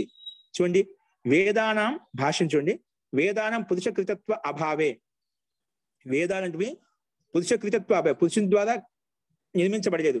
అందుకే పురుషకృత అభావే అంటే మనుష్య కృతత్వ అభావే, మనిషి ద్వారా నిర్మించబడలేదు, అంటే అవి వాటి యొక్క కృతి అనేది మనిషి ద్వారా సాధ్యం కాదు. మనుష్య కృతత్వ అభావే అంటే నిజశక్తి అంటే స్వాభావిక శక్తి, నిజశక్తి అని దాన్ని ఓపెన్ చేసి చెప్పాడు. శాశ్వతయ దాన్ని ఓపెన్ చేసి చెప్పాడు. స్వాభావిక్య దాన్ని ఇంకో రకం చెప్పాడు. శక్తియ అభివ్యక్తత్వాదు అంటే నిజశక్తియ అంటే శాశ్వతయ అంటే స్వాభావిక్య శక్తియ అభివ్యక్తత్వ, స్వాభావిక శక్తి ద్వారా ఉత్పన్నమయ్యాయి, ప్రాదుర్భూతమయ్యాయి. ఈ వేదవి ఆ ఈశ్వరీయ జ్ఞానం కాబట్టి ఆ ఈశ్వరం ద్వారా స్వాభావికంగా ఉత్పన్నమయ్యాయి. అవి అంటే ప్రాదుర్భూతమయ్యాయి అంటే ప్రకటమయ్యాయి, ప్రకటించబడ్డాయి అంటే ప్రకాశించబడ్డాయి, ప్రాదుర్భూతమయ్యాయి అంటే ప్రకాశించబడ్డాయి అని చెప్పి ఇక్కడ సిద్ధాంతి ప్రస్తావించాలి. స్వాభావిక రూపంగా స్వయం ప్రకాశించబడ్డాయి అంటే ఈశ్వరీయ వాక్కు ద్వారా స్వయమే ప్రకాశించబడ్డాయి, అవి ఉత్పన్నం కాలేదు. అది స్వాభావిక నిజశక్తి చేత స్వాభావిక శక్తి దృష్ట్యా అభివ్యక్తమయ్యాయి అంటే ప్రాదుర్భూతమయ్యాయి అంటే ప్రకాశించబడ్డాయి. ఉక్తం యథ, అది ఈ విషయాన్ని ప్రకాశించబడ్డాయని చెప్పే విషయంలో ఒక శతపథ బ్రాహ్మణుల యొక్క ప్రమాణం చూపిస్తున్నారు. అస్య మహతో భూతస్య నిస్వసితం ఋగ్వేదో యజుర్వేద సామవేదో అథర్వాంగిరస అంటే అంగిరస. చూడు ఇక్కడ మనకు స్పష్టంగా ఉన్నాయి చూడండి ఈ వేదమంత్ర శతపథ బ్రాహ్మణంలో. ఇప్పుడు ఎవరో ఒక అడిగారండి, ఇవి ఋగ్వేదం అనేది ఋగ్వేదో యజుర్వేద సామవేదో అథర్వాంగిరస. ఇక్కడ ఋగ్వేదము యజుర్వేదము సామవేదము అథర్వాంగిరహ, ఇది అంగిర అంటే ఇక్కడ ఋగ్వేదము ఎవరికి ఇచ్చారంటే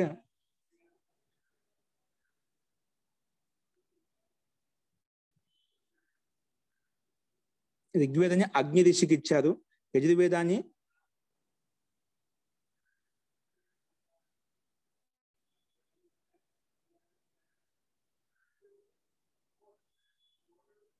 వాయు ఋషికి, ఆదిత్య ఋషి కదా, ఆదిత్య ఋషి చెప్పానా? ఆదిత్య అంగిరస, అగ్ని ఆదిత్య, అంగిరస. అంగిరస అనేది అథర్వవేదం యొక్క ఋషి అండి, అంగిర ఋషి. అవును అలాగే అవును. 4 వేదాలకు ఇచ్చాను, ఇక్కడ ప్రమాణంగా చూపించవచ్చు అన్నమాట. నిష్పషితం అంటే అగ్ని ఋషి, అగ్ని వాయు ఋషి, ఋషి, ఆదిత్య ఋషి, వాయు అంగిర ఋషి, ఋషి. అగ్ని, వాయు, ఆంగిరస. ఆదిత్య, అంగిర. ఓకే అండి. అంతే అంతే అగ్ని అంతే. ఋషికి యజుర్వేదనే, వాయు ఋషికి సామవేదనే, ఆదిత్య ఋషికి, అలాగే అథర్వవేదనే అంగిర ఋషికి ఆయన ప్రారంభంలో స్వాభావిక శక్తి ద్వారా సాక్షాత్ సమాధి ద్వారా పరమాత్మ ప్రకాశించేయడం. అలా మస్తిష్కంలో, వారి చిత్తంలో, వారి జ్ఞానంలో స్వయంగా ప్రకాశించాడనమాట. పరమాత్మ ఈ 4 వేదాల యొక్క జ్ఞానాన్ని పరమాత్మ ప్రసాదించాడు, ప్రకాశింపజేశాడు వాళ్ళ చిత్తంలో, వాళ్ళ మనసుల్లో. ఓకేనా? తో అస్య మహతో భూతస్య నిష్పషితో ఋగ్వేదో, యజుర్వేదో, సామవేదో అథర్వాంగిరస అని చెప్పి ఇక్కడ శతపథ బ్రాహ్మణి చెప్పాడు. అంటే ఇక్కడ స్వాభావికి జ్ఞాన వల క్రియాచ అంటే ఇక్కడ ఏంటంటే అస్య మహతో భూతస్య నిష్పషితం అంటే మహతో అంటే మహానుభూతమైనటువంటి ఆ ఈశ్వరుని యొక్క జ్ఞానం ద్వారా, అంటే మహాన్ పరమాత్మ యొక్క నిశ్వాసకి భాంతి. నిశ్వాస అంటే మన శ్వాస ప్రశ్వాస ఈ విధంగా సహజంగా నడుస్తూ ఉంటుందో అలాగే ఆ పరమాత్మకి నిశ్వాసకి సమానంగా స్వాభావిక రూపమే ప్రకటించబడ్డాయి. ఏంటివి? ఈ ఋగ్వేదము, యజుర్వేదం పరమాత్మ యొక్క స్వాభావిక శక్తి ద్వారా, స్వాభావిక నిజశక్తి ద్వారా ఋగ్వేదము, యజుర్వేదము, సామవేదము, అథర్వవేదం ఉత్పన్నమయ్యాయి అని చెప్పి ఇక్కడ ఈ మహాంతమైనటువంటి ఆ పరమాత్మ ద్వారా, ఆ పరమేశ్వరుని యొక్క జ్ఞానం ద్వారా ఇవి శ్వాసకి బాంధి. ఏ విధంగా శ్వాస నిశ్వాస అనేది నిరంతరంగా కొనసాగుతుంది, స్వాభావికంగా కొనసాగుతుందో అలాగే పరమాత్మ యొక్క స్వాభావిక శక్తి ద్వారా ఈ 4 వేదాలు ఉత్పన్నమయ్యాయి అని చెప్పి ఇక్కడ ప్రమాణంగా చెప్పబడింది. అలాగే ఇంకోటి ఏంటి?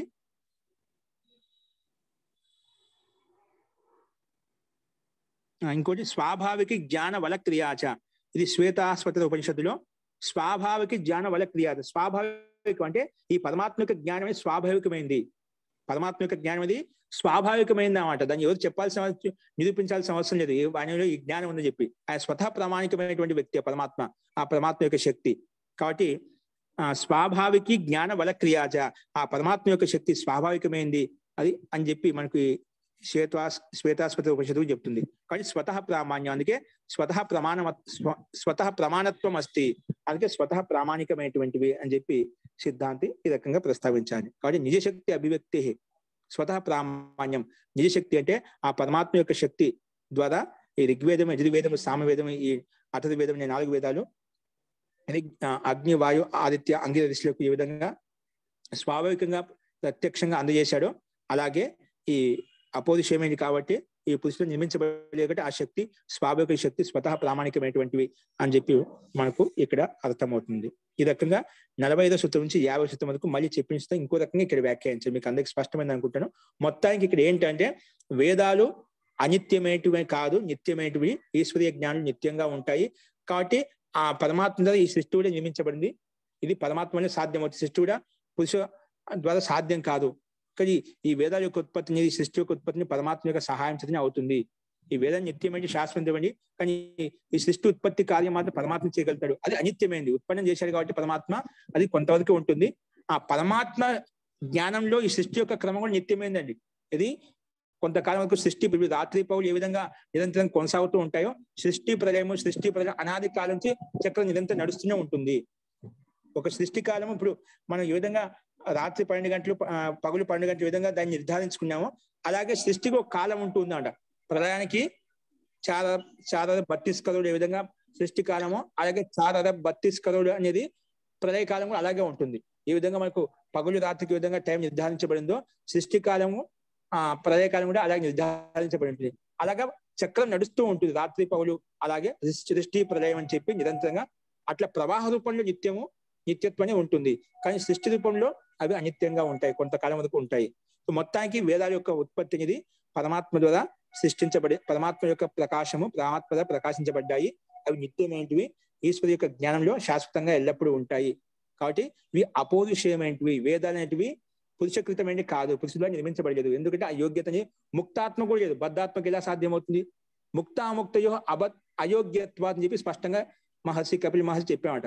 ఆ యోగ్యతని ముక్త పురుషు కూడా ఆ యోగ్యత లేదు. అంటే ముక్త పురుషుకి వివేక ఖ్యాతి కలుగుతుంది. వివేక ఖ్యాతి కలిగినప్పుడు ఖచ్చితంగా ఆ యోగ్యత ఉందని చెప్పుకోవచ్చు. కానీ ఆ ముక్త ఆత్మ అయినా కూడా, ముక్త జీవాత్మ కూడా ఆ యోగ్యత అనేది వేదాన్ని ఉత్పత్తి చేసే యోగ్యత, సృష్టిని ఉత్పత్తి చేసే యోగ్యత లేదు. కాబట్టి ఇక్కడ కేవలం ఎందుకంటే ప్రయోజనం కూడా లేదనమాట. కాబట్టి అతని యొక్క జీవాత్మ పరమాత్మ యొక్క ఆనందాన్ని ఈ సంసారాన్ని త్యాగం చేసి వెళ్ళిపోయాడు. కాబట్టి మళ్ళీ దానికోసమే ఇక్కడ మళ్ళా అటువంటి ప్రయోజనం కోసం మళ్ళీ తిరిగి రాడు. కాబట్టి ఆ ముక్తాత్మలో బద్ధాత్మలో ఈ బద్ధాత్మలో అయితే అల్పజిత ఉంది కాబట్టి అది సాధ్యం కాదు. ముక్తాత్మలో కూడా ప్రయోజన అభావం ఉంది కాబట్టి ఎటువంటి ప్రయోజనం లేదు. కాబట్టి సో ఆ ముక్త పురుషుడికి బద్ధ పురుషుడికి వేదాలు ఉత్పన్నించే శక్తి సామర్థ్యము లేదు. అందుకు వేదాలు అపౌరుషేయమైనవి, పురుషుడిగా నిర్మించబడలేదు అని చెప్పి సిద్ధాంతి పూర్తిగా నిరూపించాడు, సిద్ధింపచేశాడు. అస్తు ఈ రకంగా 50 సూత్రాలకు చెప్పుకున్నాము. నెక్స్ట్ ఇక్కడ నుంచి కంటిన్యూగా మళ్ళీ వేదాలు ప్రాదుర్భూతమని చెప్పా కదా, కానీ ఇవి వేదాలు ఉత్పన్నమయ్యాయి, ఈ సృష్టి ఉత్పన్నమయ్యాయి. కానీ ఇది మొదట్లో ఎలా ఉత్పన్నమైంది, ఏ రకంగా ఈ సృష్టి యొక్క నిర్మాణం ఎలా జరిగింది అంటే అంధకారం నుంచి ఉత్పన్నమైందా, అంటే ఏదైనా శూన్యం నుంచి ఈ సృష్టి ఉత్పన్నమైందా, ఏదైనా కానీ ఎలా ఉత్పన్నమైంది, మొదట్లో ప్రళయకాలంలో ఈ స్థితి ఎలా ఉంటుంది. ఇప్పుడు సృష్టి ఇదంతా మనకు ప్రకృతిలో పంచభూతాలతో యుక్తమైంది మనకు కనిపిస్తుంది. కానీ ప్రళయ స్థితిలో ఎలా ఉంటుంది, ఎక్కడి నుంచి ఎలా ఉత్పన్నమైంది అంటే ఉత్పన్నం కావడానికి స్థితి ఎలా ఉండేది, ముందు ఉత్పన్నం కావడానికి స్థితి ఎలా ఉండేది, ఈ సృష్టి యొక్క ప్రక్రియ ఏ విధంగా జరిగింది అనేది నెక్స్ట్ ప్రస్తావించబడుతుంది. అది మన రేపు చూద్దామండి. అస్తు ఇంతవరకు చెప్పిన వాటిలో ఎవరికైనా సందేహం చెప్పండి. మొత్తం అభిప్రాయం అంతా కేవలం వేదాలు అనేటివి పురుషకృతమైన పురుషుడు నిర్మించి ఏ ఋషి మహర్షి సృష్టించలేదు. ఆ పురుషుడు అనేది ఆ పురుషుని యొక్క అభావం మనకు కనిపిస్తుంది. పురుషుడు ఎక్కడ కూడా కర్త కాదు, ఆ పరమేశ్వరుడే కర్త అని చెప్పి మనకు స్పష్టంగా నిర్ధారించబడిందండి. అస్తు ముక్త పురుషుడు పరమేశ్వరుడు కాదు సార్? కాదండి. ముక్త పురుషుడు పరమాత్మ యొక్క ఆనందంలో ఓతప్రోతమైనప్పుడు అలా చెప్తారు, పరిగణిస్తా. అంటే అతి వ్యాప్తిలో మనం ఏం చెప్తామంటే ఎక్కువ అతిశయోక్తిలో అలా చెప్తామండి. అతిశయోక్తిలో అలా చెప్తామంట. ఇప్పుడు మనం పాలును పంచదార కలిసిపోయినప్పుడు ఏమవుతుంది, పాలు పంచదార ఒకటేనా? కాకపోతే కలిసిమెలిసిపోయాయి రెండు, పంచదార ఆ పాలు వేరైనప్పుడు ఈ విధంగా కలిసిపోయి అలాగా ముక్తి యొక్క సుఖాన్ని మొత్తం సంసారాన్ని త్యాగం చేశాడు. కాబట్టి ఆ పరమాత్మ ఓతప్రోతమైనప్పుడు నేనే అప్పుడు అక్కడ పంచదార యొక్క అస్తిత్వం ఉండదండి. మనం పాలను చూస్తాం, పంచదార చూడం అక్కడ. అలాగే ఎప్పుడైతే జీవాత్మ ఆ పరమాత్మలో పూర్తిగా ఓతప్రోతం అయిపోతుందో అప్పుడు నేనే పరమాత్మ అనే భావనతో ఉంటుంది. అందుకే అహం బ్రహ్మాస్మి అని చెప్పి శంకరాచార్య ఆ స్థితిలోకి వెళ్ళినప్పుడు అలా బ్రహ్మాస్మి స్థితి అని చెప్పామట. అది అర్థం చేసుకునే స్థితి అన్నమాట. నేనే బ్రహ్మని అయిపోతాను. నిజంగా బ్రహ్మం అయిపోయావు. బ్రహ్మం అంటే ఆ బ్రహ్మలో బ్రహ్మత్వం కనిపిస్తున్నావట. నువ్వు ఆ పరమాత్మ యొక్క సాన్నిధ్యంలోకి వెళ్ళినప్పుడు, ఆ ప్రకాశంలో వెళ్ళినప్పుడు నువ్వు కూడా ప్రకాశ స్వరూపుడు అయిపోయావట. ఆ శక్తిలో వచ్చేసిందామట. కానీ నువ్వు పరమాత్మగా శక్తి ఉన్నంత ఎంతవరకు ఉంటుందా ఆ మధురత్వం? ఒక అవధి కాలం వరకు ఉంటుందా అంటే ముక్తి కాలం ఎంతైతే ఒక అవధి ఉందో అంతవరకు మాత్రం అక్కడ ఉంటాడు. ఒక అవధి అయిపోయిన తర్వాత మళ్ళీ యథావిధిగా వచ్చేది. అది ఇది చిన్న విషయం కాదు. 32 కరోడ్ ఎటువంటి సృష్టిలు కనీసం అంటే సృష్టి అటువంటి సృష్టి సంవత్సరాలు గడిచిపోయేంత వరకు ముక్తి యొక్క ఆనందాన్ని పొందుతూ ఉంటాడు. దీర్ఘకాలం ఉంటుందండి ముక్తి యొక్క సుఖం. ఒక సృష్టి యొక్క కాలమే ప్రళయ యొక్క కాలమా, సృష్టి కాలం చాలా బత్తి అంటే 4,32 కోట్ల సంవత్సరాలు ఉందన్నమాట. అటువంటివి సృష్టి ప్రళయాలు కొన్ని వేల కోట్ల సంవత్సరాల వరకు పరమాత్మ యొక్క ఆధీనంలో ఓతప్రోతమే నిత్య ఆనందాన్ని విచరిస్తూ ఉంటాడు అనమాట. అంటే ముక్తి యొక్క ఆనందం పొందుతూ ఉంటాయి, పరమాత్మ యొక్క ఆనందాన్ని పొందుతూ ఉంటాయి నిరంతరంగా శాశ్వతంగా. మన సంసారంలో ఏ విధంగా క్షణికసుఖంలో ఏ విధంగా ఇదే సుఖం ఎల్లప్పుడు ఉంటే బాగుంటే ఉంటుంది అంటాం కదా. అటువంటి కొన్ని వేల రేట్లు ఎక్కువ సుఖం అనేది ఎల్లప్పుడు నిరంతరంగా శాశ్వతంగా ఉంటుంది ముక్తిలో ఉన్నంత కాలం. కానీ అతిశయోక్తిలో మనం అలా చెప్తాం, నేనే బ్రహ్మని అయిపోయాను. చాలా మంది అలా పరిగణిస్తారు. ముందు ఆ స్థితిని తెచ్చుకున్నారంటే మీకే అర్థమవుతుంది. కథని చెప్పడం తప్పేం దోషం చేయండి. ఆ బ్రహ్మ అయిపోతాడు. అందుకే జైన్ సంప్రదాయం వాళ్ళంతా జీవాత్మే బ్రహ్మ అయిపోతుంది. ఈ జీవాత్మే మనం బ్రహ్మ కావచ్చు, మనం దేవతను కావచ్చు. ఎందుకు కావచ్చు? దాంట్లో ఓతప్రోతమైనప్పుడు ఆ శక్తి యొక్క ప్రభావం చేత మనం కూడా ఆ ధైర్యం, ఆ ప్రకాశం మనలో కూడా వచ్చేస్తుంది. అంత శక్తి సామర్థ్యం మనలో కలుగుతుంది. అందుకే అలా చెప్పుకుంటాం అన్నమాట. కానీ ఏ విధంగా పాలు పంచదార ఏ విధంగా వేరు వేరే, అలాగే జీవాత్మ పరమాత్మ ఇప్పుడు వేరు వేరుగా ఉంటాయి. దీర్ఘకాలం వరకు అక్కడే ఉంటారు, ఉండి ఆ పరమాత్మ యొక్క ఆనందాన్ని ముక్తి యొక్క సుఖాన్ని పొందుతూ ఉంటాడు అన్నమాట. దాన్ని మనం ఆ రకంగా పరిగణిస్తాం. అర్థం కావడం కోసం, దాన్ని ప్రేరేపించడం కోసము ఆ బ్రహ్మరూపం అయిపోతుంది. ఖచ్చితంగా పంచదార కలిసిపోయినప్పుడు అది మనం వేరు చేసి చూడలేం అట. అలాగే జీవాత్మను పరమాత్మను వేరు చేసి చూడలేం. ఒక స్ఫటికం అనే దగ్గర ఏదైతే చూపిస్తామో అదే రంగులో చూపిస్తున్నాం అట. అలాగే పరమాత్మ దగ్గరికి వెళ్ళినామంటే జీవాత్మ కలిసిపోయినప్పుడు అప్పుడు పరమాత్మలే కనిపిస్తున్నాం అట. పరమాత్మ యొక్క ఓతప్రోతం అయిపోతున్నాం అట. ఆ రకమైన స్థితి ఆ జీవాత్మ కలుగుతుంది. అందుకే అక్కడ వేరని చూపినా నేను వేరుగా ఎప్పుడు పరిగణించడం అట. ఆ రకంగా ఓతప్రోతం అయిపోతాడు పరమాత్మలో. కాబట్టి అటువంటి స్థితిని పొందినప్పుడు బ్రహ్మత్వం వచ్చిన ఆనందం పూర్తి లీనం అయిపోతే వేరే కనిపించాడు. వేరుగా చూడడం కూడా మనం చూడలేము. ఏ విధంగా పంచదార వేరుగా చూడలేమో కానీ వేరే తెలుసు మనకు. పంచదార దాంట్లో పాలలో పంచదార వేయకపోతే మనకి ఏమిటో తెలిసిపోతుందా? కలిసిపోయినప్పుడు దాంట్లో పంచదార కూడా ఉందేమో తెలుసు అన్నమాట. తెలిసినప్పటికీ కూడా వాచికంగా కానీ యథార్థంగా అక్కడ అది మన అనుభూతిని పొందుతున్నాం అన్నమాట. దాని యొక్క రసాన్ని ఆస్వాదిస్తున్నాం. పాలతో కలిపి మిష్టాన్ని కలిపి తాగినప్పుడు ఏ విధంగా సుఖానుభూతి కలుగుతుందో, మామూలు సామాన్యంగా ఉంటుందో అది మనం ప్రత్యక్షంగా చూస్తున్నాము. అటువంటి యోగ్యత, అటువంటి అనుభూతి అనేది, సుఖానుభూతి అనేది, ఆనందానుభూతి అనేది పరమాత్మలో ఓతప్రోతమైనప్పుడు అలాంటి అనుభూతి కలుగుతుంది. వేరుగా చూడలేవు అనమాట. పూర్తిగా ఓతప్రోతం అవుతావు అన్నమాట. పరమాత్మలో నువ్వు వేరుగా ఉండవు అనమాట. పరమాత్మ అంశంగా మారిపోతావు అన్నమాట. ఇప్పుడు పాలు ఏ విధంగా పూర్తిగా ఓతప్రోతం కలిసిపోయిందో పంచదార, అలాగే నువ్వు పరమాత్మ కలిసిపోతావు కాబట్టి నువ్వు పరమాత్మ యొక్క అంశం అని చెప్పి దాన్ని వ్యాఖ్యానించే వాళ్ళు ఆ రకంగా వ్యాఖ్యానిస్తారు. అంటే అర్థం చేసుకోవడానికి, ప్రేరేపించడం కోసం రకరకాల వ్యాఖ్యానాలు చెప్పడానికి శైలి పద్ధతి భిన్నంగా ఉంటుంది అన్నమాట. ఓకేనా? ఏంటండి? పరమాత్మలో ఎవరు కూడా కలవరు కదా?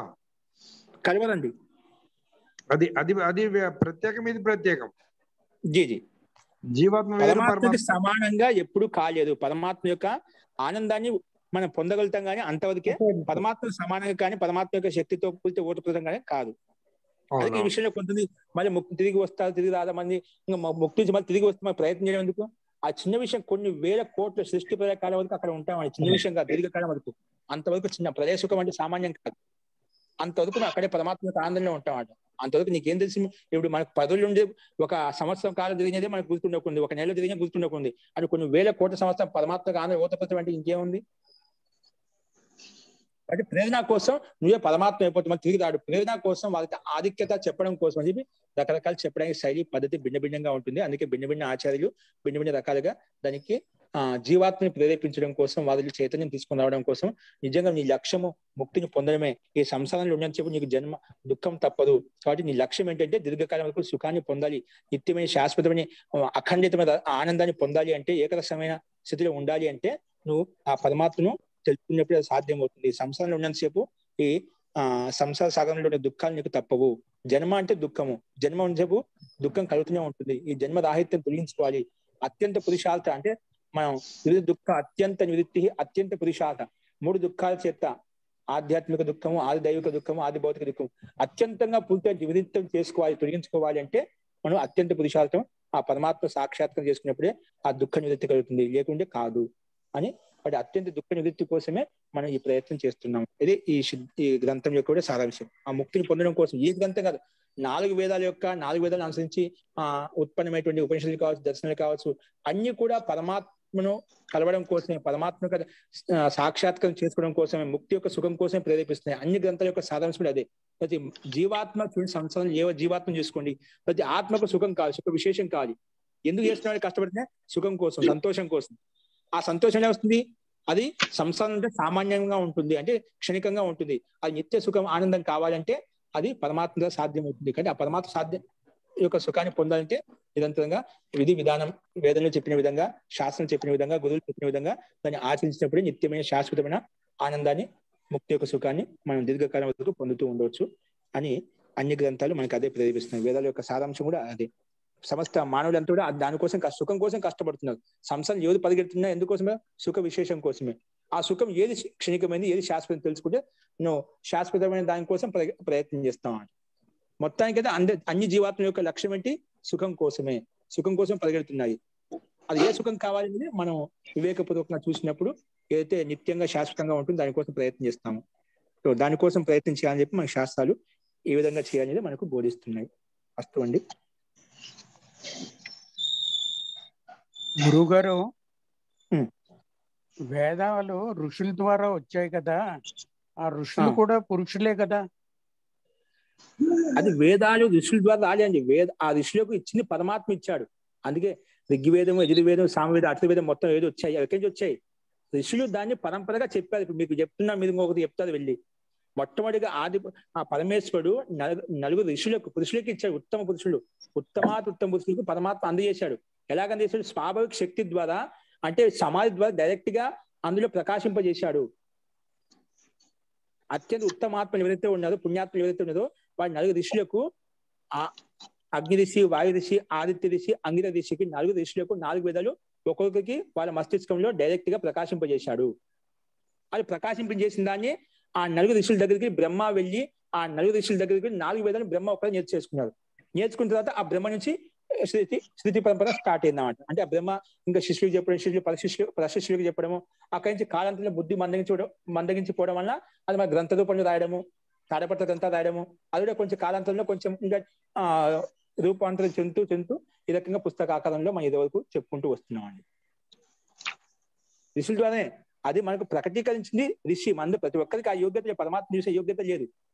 పరమాత్మ ఉత్తమ పురుష పుణ్యాత్మ అయితే వారికి అందజేశాడు.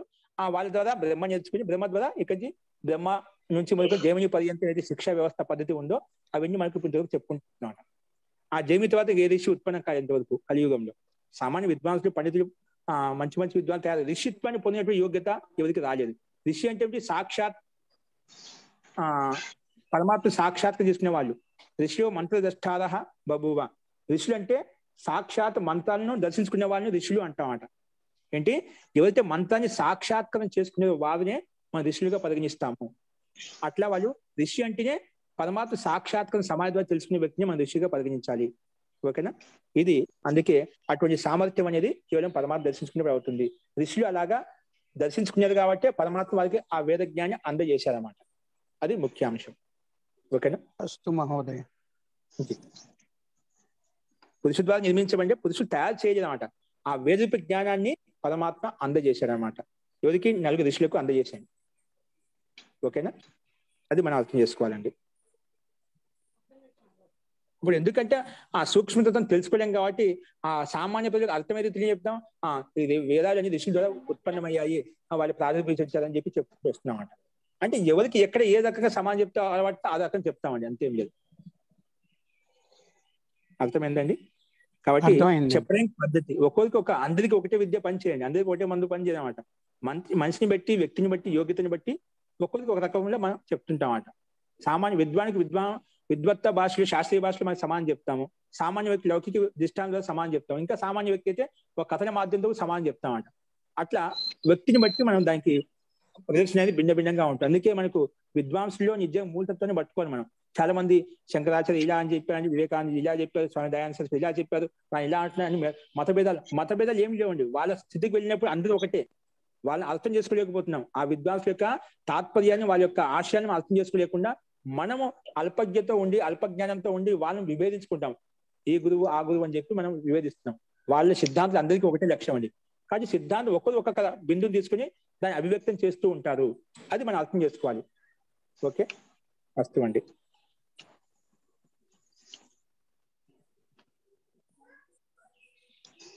ఓకే, ఇంకేదైనా సందేహాలు ఉన్నాయండి?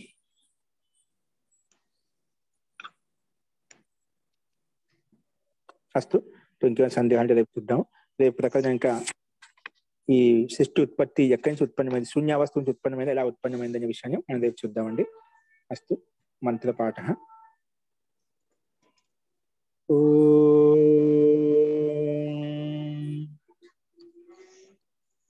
సర్వే భవంతు సుఖినః, సర్వే సంతు నిరామయాః, సర్వే భద్రాణి పశ్యంతు, మా కశ్చిత్ దుఃఖభాగ్ భవేత్. ఓం శాంతి శాంతి శాంతి. సర్వేభ్యో నమః. అందరికీ నమస్కారం అండి. నమస్తే మహోదయ. ధన్యవాదాలు మహోదయ. నమస్తే. ధన్యవాదాలు. నమస్తే మహోదయ. నమస్తే ఆచార్య. అస్తు. పునర్మిలామః.